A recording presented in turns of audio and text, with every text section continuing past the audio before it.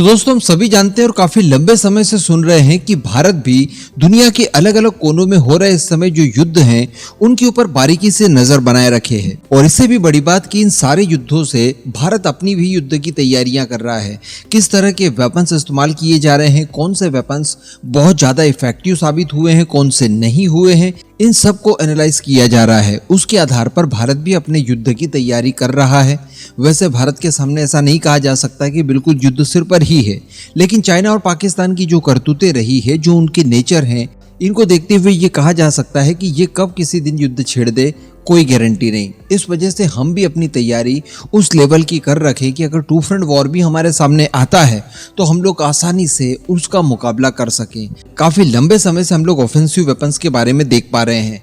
अलग अलग क्षेत्रों में हथियारों का डेवलपमेंट और प्रोक्योरमेंट लगातार किया जा रहा है, लेकिन पिछले कुछ समय से आप लोग लगातार सुन रहे होंगे डिफेंसिव वेपन्स को लेकर। कल ही हम लोगों ने S-400 की बात की, जिसको कि सुदर्शन नाम दे दिया गया है। थोड़ा सा समय लग जाएगा सुदर्शन बोलने में। इसके साथ साथ प्रोजेक्ट कुशा चल रहा है, जिसके तहत भारत का DRDO S-400 के पैरेलल ही एक एयर डिफेंस सिस्टम तैयार कर रहा है। और इन सब चीजों को लेकर तैयारियां चल ही रही थी कि इस बीच एक और खबर निकल कर आती है, और ये खबर भी एयर डिफेंस सिस्टम से जुड़ी हुई है।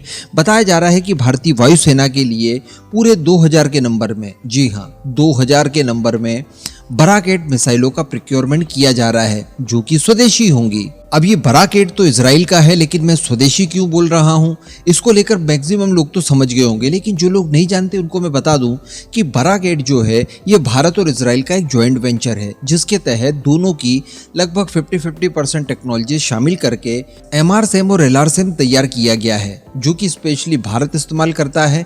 और सबसे बड़ी बात कि इनकी मैन्युफैक्चरिंग भी भारत के अंदर ही होती है। इनके लॉन्चर्स वगैरह हो या फिर इनकी इंटरसेप्टर मिसाइल्स वगैरह हो, इन सभी के लिए भारत का काफी बड़ा योगदान है और लगभग आधा है। इसके अलावा जो इसकी मैन्युफैक्चरिंग है, जो कि भारतीय फोर्सेस इस्तेमाल करती है, उसका निर्माण भी भारत के अंदर किया जाता है BEL के द्वारा, यानी भारत इलेक्ट्रॉनिक्स लिमिटेड। MRSAM की अगर बात की जाए तो ये 70 से लेकर 90 किलोमीटर की सीमा में किसी भी एरियल थ्रेट को न्यूट्रलाइज कर सकता है। कोई फाइटर जेट हो, कोई मिसाइल हो, इवन कोई क्रूज मिसाइल्स हो, या फिर कोई छोटी मोटी टेक्टिकल बैलिस्टिक मिसाइल हो।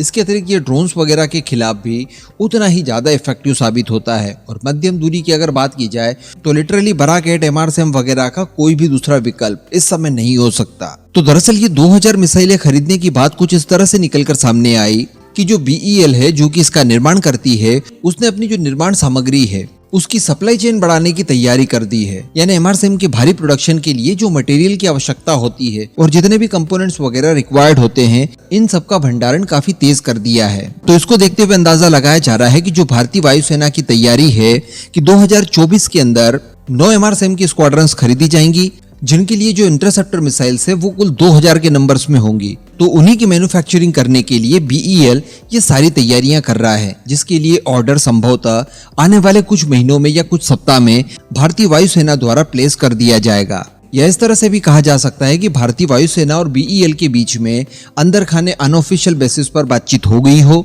उनसे कह दिया गया हो कि देखिए ऑर्डर करने जा रहे हैं हम लोग, आप निर्माण कार्य के लिए सारी तैयारियां कर लीजिए, ताकि जैसे ही हम लोग ऑर्डर प्लेस करते हैं ऑफिशियल, उसको तत्काल आप मैन्युफैक्चर करके हमें डिलीवर कर दें।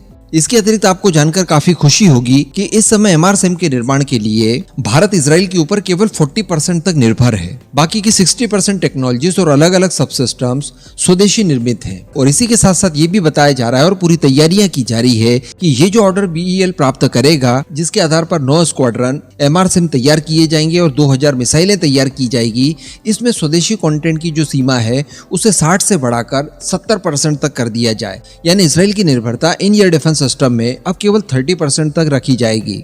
तो यहाँ पर आपको फीलिंग बिल्कुल ब्रह्मोस की तरह आ रही होगी, जो कि भारत और रशिया का जॉइंट वेंचर है, जहाँ पर किसी जमाने में हम लोग 10-15% अपना योगदान दिया करते थे ब्रह्मोस मिसाइल के निर्माण में।